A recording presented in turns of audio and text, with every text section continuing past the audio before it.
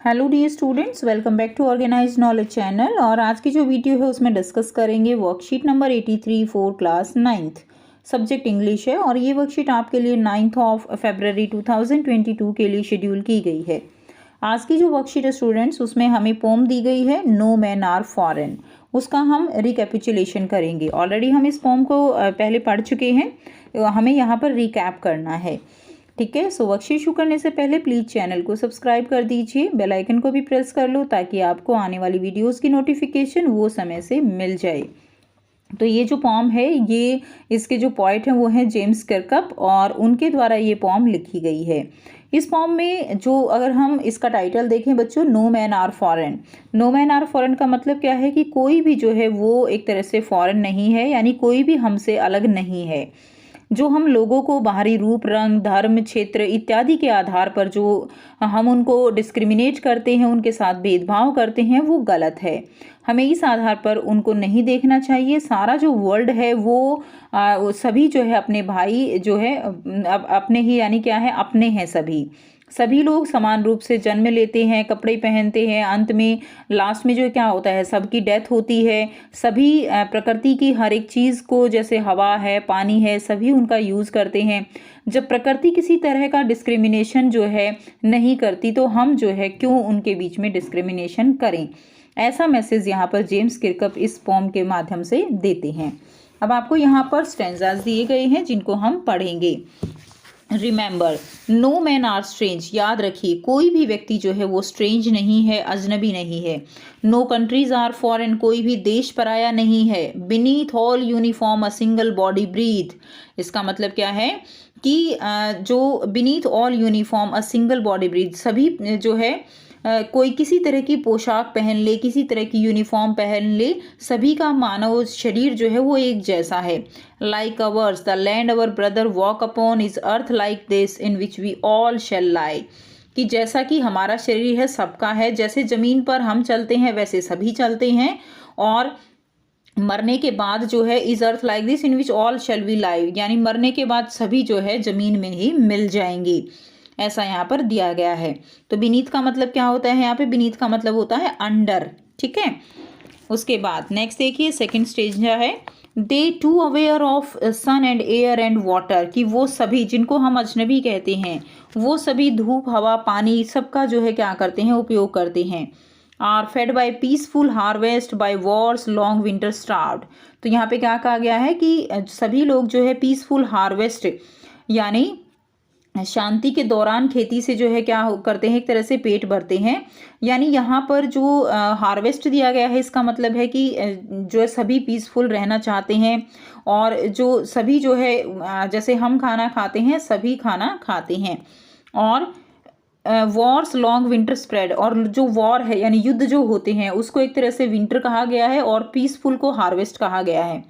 तो जब युद्ध होते हैं तो उस समय सभी उस भूखमरी का शिकार होते हैं, कोई एक व्यक्ति नहीं होता, सभी उस भूखमरी का शिकार होते हैं जब आपस में कंट्रीज के बीच में क्या हो जाते हैं, युद्ध हो जाते हैं।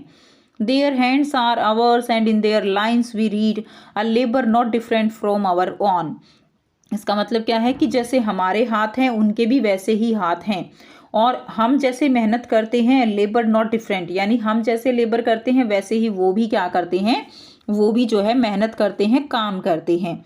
ठीक है। यहाँ पे थोड़ा सा हम वर्ड मीनिंग और देखेंगे साथ में। पीसफुल का मतलब होता है काम, यानी शांति से। हार्वेस्ट का मतलब होता है कि जो फूड है, ग्रेन है, उसको हम लेते हैं, ज़मीन से उगाते हैं। ठीक है। और उसके बाद स्टार्व का मतलब क्या होता है, to suffer due to lack of food, यानी भूखमरी जो होती है, lack of food. Their hands are ours, और इसमें लेबर का मतलब आपको पता ही है, वर्क करना। उसके बाद नेक्स्ट स्टेंजर जो दिया गया है, remember they have eyes like ours that wake और स्लीप। कि हमारी जैसी आंखें हैं, उनकी भी वैसी ही आंखें हैं जो जागती हैं, सोती हैं। And strength that can be वोन बाय लव।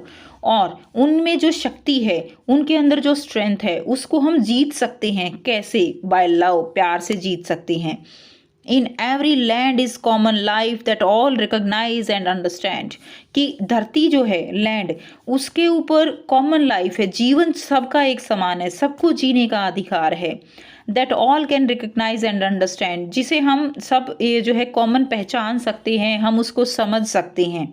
ठीक है, यानी कोई भी जो है पराया नहीं है, सभी भाई हैं और सभी जो है उतने ही सम्मान के योग्य हैं जितने हम जो है अपने लिए सम्मान चाहते हैं। ऐसा यहाँ पर दिया गया है। Clear?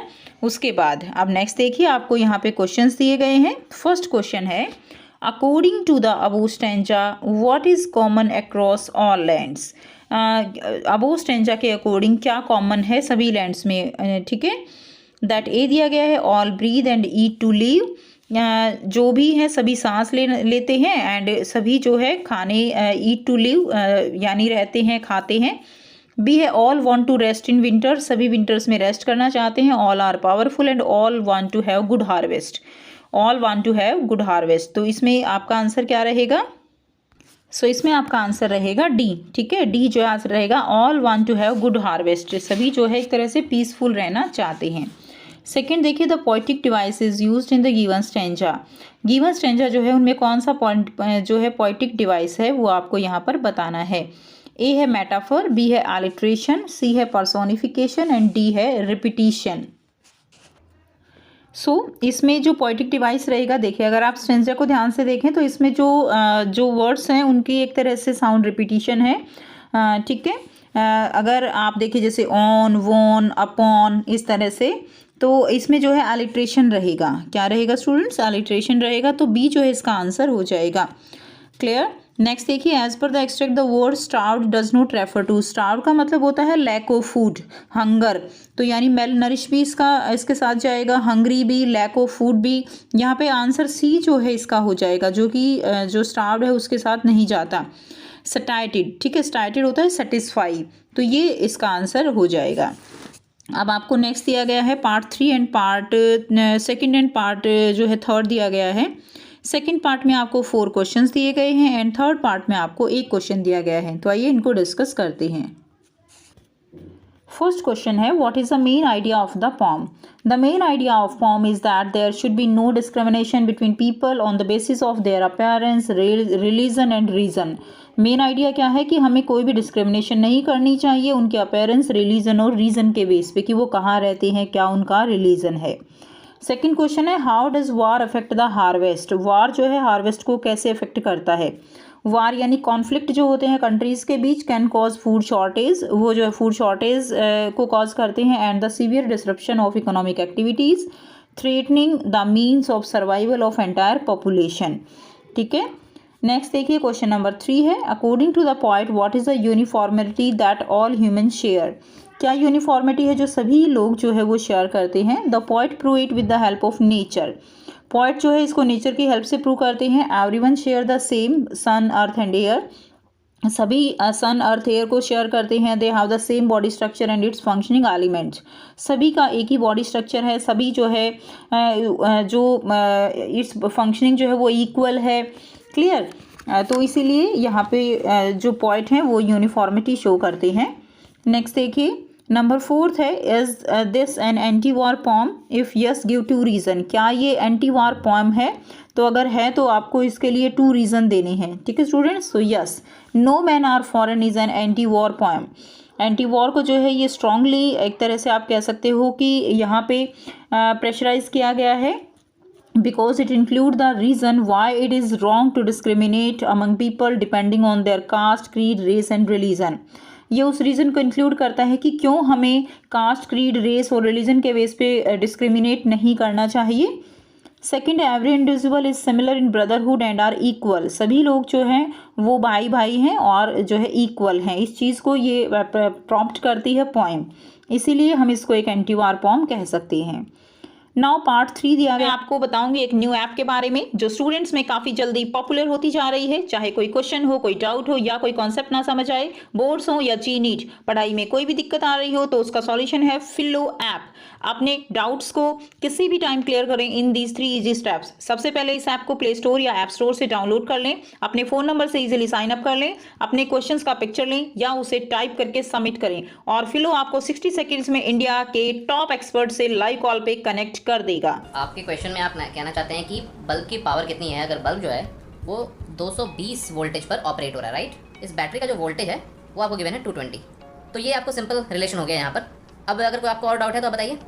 So guys, it's just simple. Have any question? Just ask Philo. You can get 10% off by referral code OKE001. इस ऐप का डाउनलोड लिंक नीचे डिस्क्रिप्शन में दे दिया गया है. So just download Philo now. गया है answer the question in 100 to 120 words. तो 100 to 120 वर्ड्स में आपको इसका आंसर देना है. In this form the poet give the message of universal brotherhood. तो इस फॉर्म में जो है एक मैसेज पोएट देना चाहते हैं यूनिवर्सल ब्रदरहुड का. How can we win over other people, कैसे हम दूसरे लोगों को जीत सकते हैं. Give some example to justify your answer. कुछ एग्जाम्पल आप दे सकते हो.